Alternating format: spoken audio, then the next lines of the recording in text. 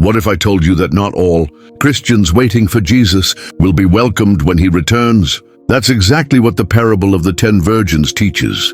And the shocking part, they all looked the same on the outside, but one thing made the difference: the oil. Welcome to Daily Bible Wisdom. If you're looking to understand the Bible in a real and simple way, you're in the right place.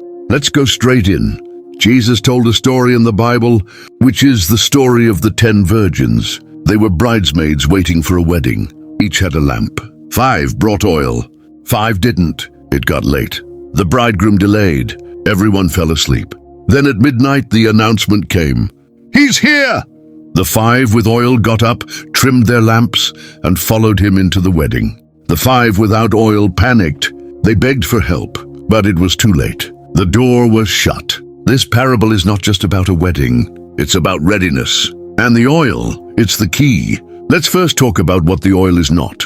The oil isn't money.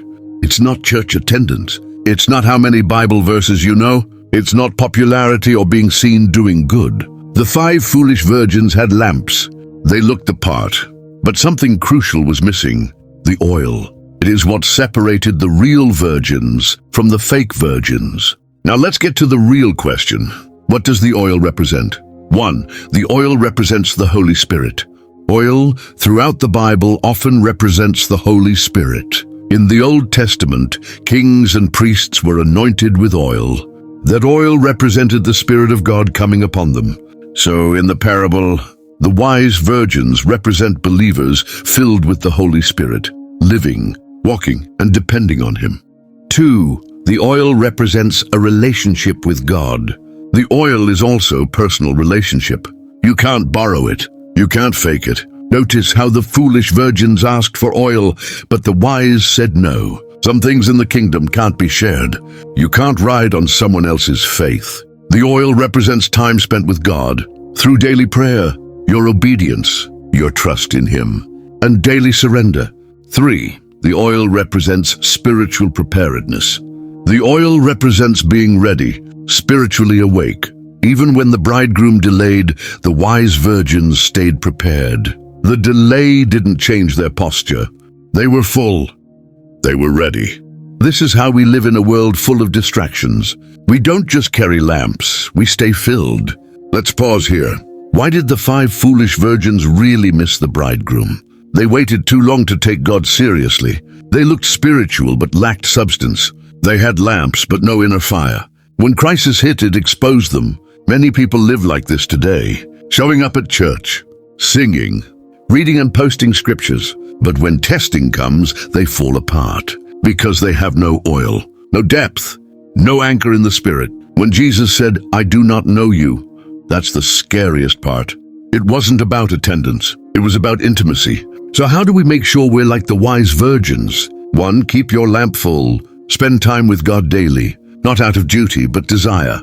Invite the Holy Spirit to guide you, every decision, every moment. You don't depend on borrowed faith. You can't depend on your pastor's walk with God, or your parents. This walk is personal. You must know Him for yourself. 3. Live like He's coming any day. Jesus said the bridegroom came at midnight, when it was dark, when no one expected. That's how His return will be. So live ready. Talk like someone who knows Him. Love like someone filled with His Spirit. Total obedience to God. Every time you say yes to God, you add oil. When you forgive, even when it's hard, you add oil. When you give to the poor in secret, you add oil. When you say no to temptation, your oil gets filled the more. Being wise means taking God seriously now, not later. Let me ask you, do you have oil? If Jesus comes back tonight, will your lamp be full? This isn't about fear. It's about faithfulness. The wise virgins weren't perfect, but they were prepared. God is calling you to go deeper, not just church, not just daily church routine, but a real walk. With oil, you might be thinking, I don't even know how to start. Start by asking the Holy Spirit to fill you. Invite Him into your routine. Talk to God. Read His Word. Obey even when it's inconvenient. That's how you fill your lamp. Let's wrap this up with 2 powerful scriptures. Luke 12:35-36. Let your lamps be burning, and be like people waiting for their master.